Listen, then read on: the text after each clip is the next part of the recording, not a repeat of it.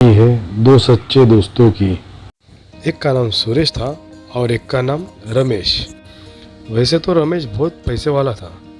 रमेश का घर बहुत बड़ा था और वहाँ पे सुरेश, उसके पास एक छोटी सी कुटिया थी और वो वहीं पे रहता था। सुरेश पैसा कमाने के लिए दूर शहर जाता था और शहर से रोज़ कुछ ना कुछ को कमा के लाता था। जब सुरेश शहर से गांव की तरफ आता था तो बीच में बहुत बड़ा घना जंगल लगता था। उस जंगल में दो चोर छुपे बैठे थे और सुरेश उस कमाई लेके अपने बैग में आ रहा था।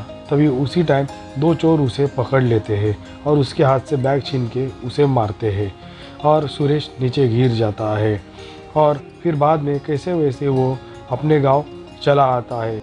उसका मित्र रमेश उसे मिलने घर आता है तो सुरेश उसे सब बातें बता देता है। रमेश सुरेश से कहता है, क्यों नहीं तुम मेरे ज़मीन पे खेती कर लेते हो? मेरी ज़मीन तो बहुत बड़ी है, उसमें मैं जो अनाज पिकेगा वो थोड़ा सा तुम ले लेना और थोड़ा मैं रख लूँगा। रमेश की ये बात सुन के सुरेश उसे हाँ कह देता है और खेती करने के लिए तैयार हो जाता है। एक दिन सुरेश खेती कर रहा था, तभी अचानक उसके खल के नीचे उसे सोना मिलता है।